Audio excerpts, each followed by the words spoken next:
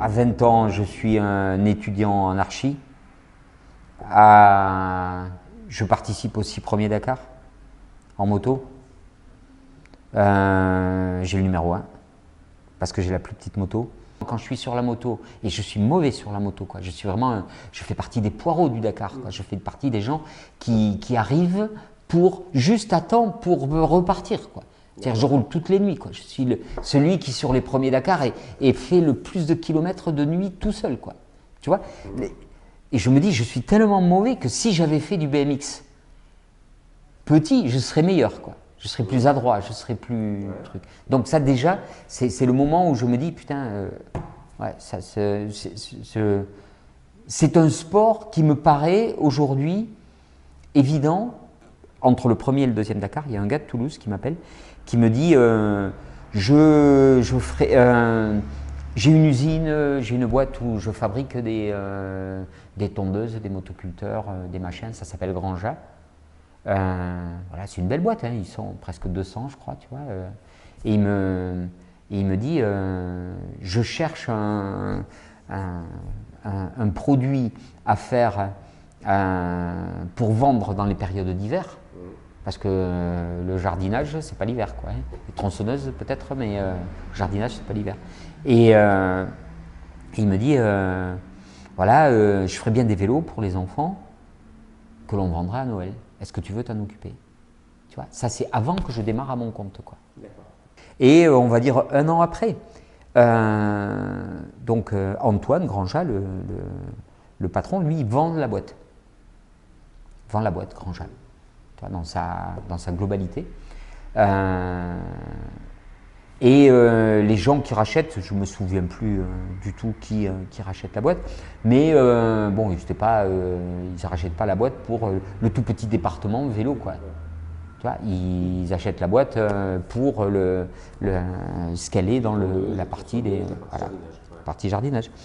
Et donc c'est là où il me propose de continuer, mais pas forcément dans la partie vélo, mais dans la partie des tondeuses, quoi, tu vois. Alors là, par contre, je suis un peu moins excité, quoi. Et donc c'est là que je dis, bon, ben, ok. Tu vois, j'avais mis le doigt dans un domaine, un milieu qui me plaît, je dis, je vais le faire, quoi. Donc le truc est simple, j'achète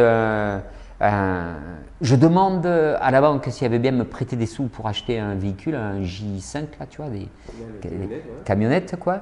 Par chance, je devais être convaincant, la banque me dit oui, elle me prête l'argent.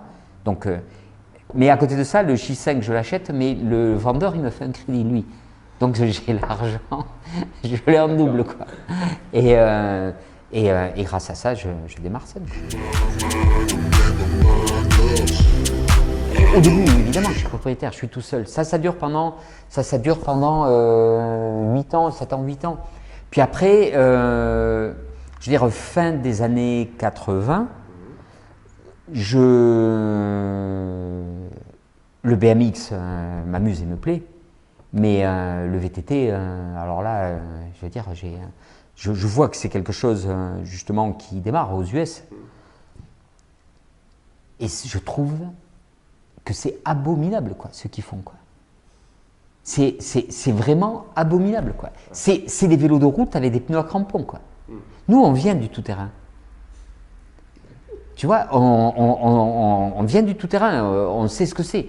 Tu vois, donc je me dis, putain, ils sont à côté de la plaque, quoi. Donc j'ai envie de faire des VTT, mais de faire des VTT comme nous, on a envie de les faire. Et quand on reprend nos tout premiers VTT, c'est des gros BMX, quoi. C'est sloping, on est les premiers à faire du sloping, hein. Et là, je fais rentrer du monde dans la boîte en tant que partenaire financier. Pour grandir, pour faire des... Ouais, parce qu'il faut acheter sur Taïwan. Quand je veux me mettre au VTT, des fournisseurs de composants VTT, il n'y en a pas, quoi, en Europe.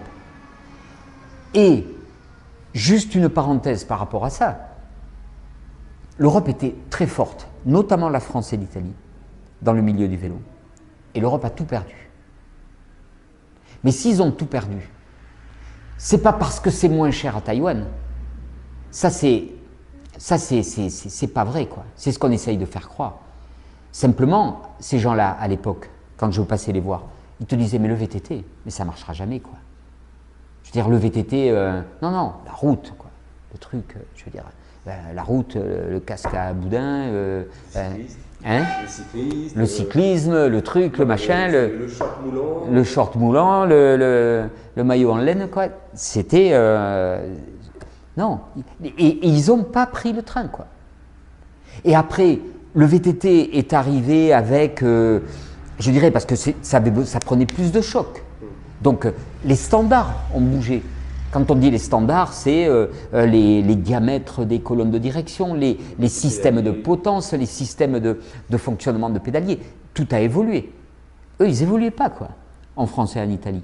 Ils restaient le truc en disant, c'est nous qui avons raison, les autres, ils vont se planter, quoi. Et petit à petit, sur Taïwan, ils se sont mis à faire eux aussi, quelques vélos de route avec les nouveaux standards. Et finalement, ce qui était valable pour le VTT, c'est avéré être valable aussi pour la route.